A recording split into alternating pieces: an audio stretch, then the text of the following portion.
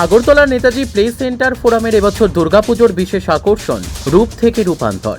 বছরব্যাপী প্রতীক্ষার অবসান ঘটিয়ে অবশেষে শুরু হতে চলেছে বাঙালিদের অন্যতম প্রধান উৎসব শারদীয়া দুর্গাপুজো। প্রকৃতি খানিকটা বিরূপ প্রভাব দেখা দিলেও তাকে উপেক্ষা করেই চলছে এখন পুজোর জোরদার প্রস্তুতি। মণ্ডপে মণ্ডপে শিল্পীরা এখন ব্যস্ত শেষ তুলির টান দিতে।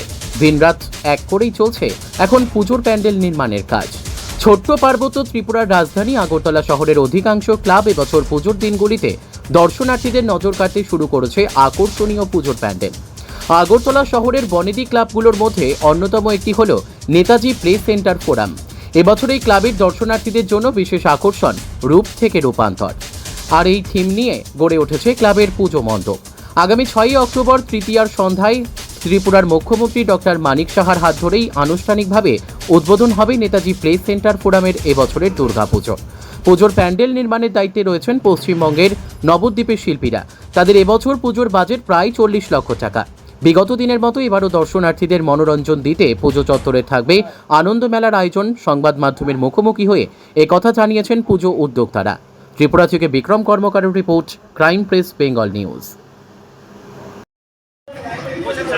প্রথমেই নেতাজি প্লে ফোরাম সেন্টারের পক্ষ থেকে আপনাদের আর প্লাস মিডিয়া পার্টনার এবং বিগ নিউজ এবং ক্রাইম প্রেস সবাইকে জানাই আমাদের নেতাজি প্লে ফোরাম সেন্টারের পক্ষ থেকে আগাম শারদ শুভেচ্ছা এবং অভিনন্দন এবং স্বাগত। আমাদের এবার পুজো প্যান্ডেলের থিম হচ্ছে রূপ থেকে রূপান্তর।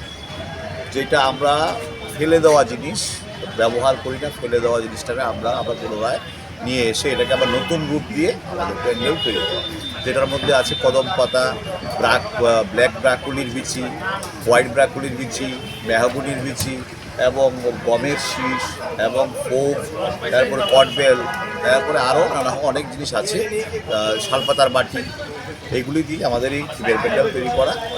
প্রথমত ব্যাপারটা হচ্ছে আমাদের এই প্যান্ডেল আকর্ষণীয় করে তোলার জন্য আমাদের যে ক্লাব সদস্যরা এবং এলাকাবাসীরা আছেন অক্লান্ত পরিশ্রম করে চলেছেন এই প্যান্ডেলকে সুন্দরভাবে সাজিয়ে তোলার জন্য। এবং পাশাপাশি আমাদের আগামী রবিবার 6 তারিখ 6-10-2024 ইংরাজি রবিবার সন্ধ্যা 7 ঘটিকায় আমাদের প্যান্ডেলের দ্বারোদ্ঘাটন হয়ে যাবে।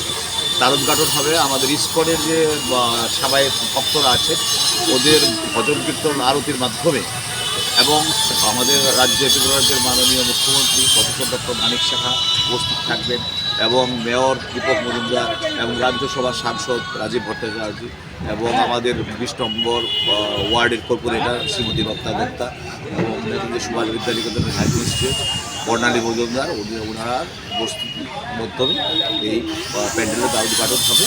এবং আপনাদের মাধ্যমে সবাইকে আমরা আমন্ত্রিত করতে চাই যে রোববার সন্ধ্যা 7 ঘটিকায় আমাদের প্যান্ডেলের দ্বারোদ্ঘাটন হবে। আপনারা এসে আমাদের প্যান্ডেলের আনন্দ উপভোগ করুন এবং পাশাপাশি এর পিছনে আমাদের আছে আনন্দ মেলার ব্যবস্থা, এবং ওইটাও যেন উপভোগ করেন এবং আনন্দ লাভ করতে পারেন, এটা আমাদের আপনাদের কাছে আশা। আপনাদের মাধ্যমে আমরা ওদেরকে আমন্ত্রণ জানাচ্ছি পুজোটা যেন উপভোগ করতে পারে। ছোটো একটা মানে প্রশ্ন, এই যে এলাকা যে পুজোটা হচ্ছে কত বাজেট? এটার বাজেট মোটামুটি 40 লক্ষ টাকা। তার মধ্যে কি বলছে যারা বন্যায় সম্পত্তি আমরা বন্যায় কবলিত যারা, এটা তো পরিস্থিতির সঙ্গে কেউই পেরে ওঠা সম্ভব না।